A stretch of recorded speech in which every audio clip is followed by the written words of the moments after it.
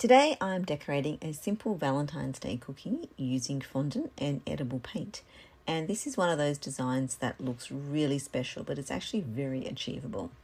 So if you make cookies for Valentine's Day orders, gifts, or even just for fun, this is a great one to save.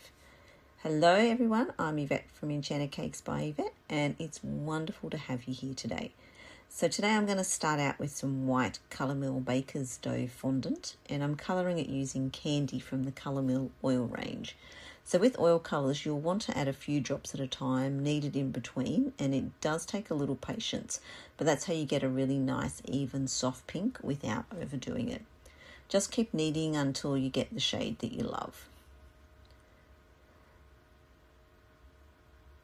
Once the fondant's coloured, I'm going to dust a little corn flour onto my non-stick mat and roll it out to about 3 millimeters thick.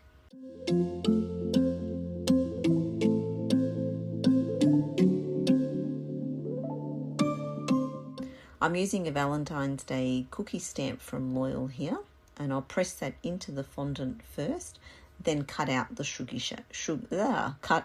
cookie shape around it. Now I like the fondant a little thicker than usual as I'm pressing quite hard with the stamp. And this will give you a really nice clean detail without needing to pipe anything.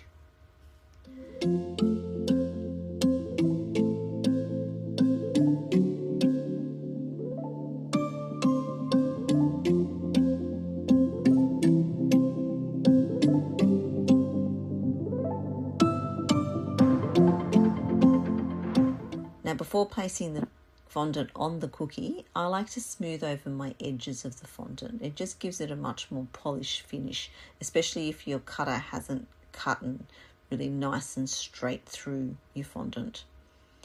Now then I'm going to brush a small amount of water around the outside edge of the cookie and gently attach the fondant.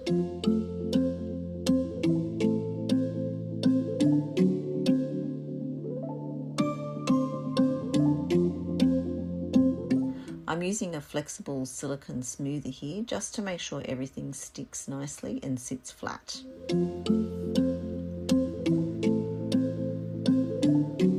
Now, full honesty, I did forget to hit record when I was painting the first layer. But this is where I painted the little red hearts and the gold dots using the Colour Mill edible paints in red and butter, which is a gold metallic.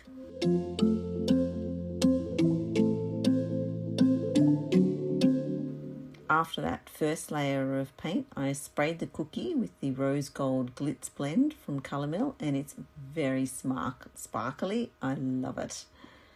Once that was dry, I went back in and repainted over the little red hearts so they really pop on top of the shimmer. And this layering makes such a difference, especially under the lights. The finishing touch is attaching a pale pink bow onto the cookie. This is one of those designs that works every single Valentine's Day. It's clean, it's elegant, and it doesn't rely on complicated piping or time-consuming techniques. And that's always a win when you're making multiple cookies. Now, if you want links to the fondant and colours, the stamp and the glitter that I've used, I've added everything below, and it's all available at Cakers Warehouse. I've also popped a discount code down there in the description for you as well.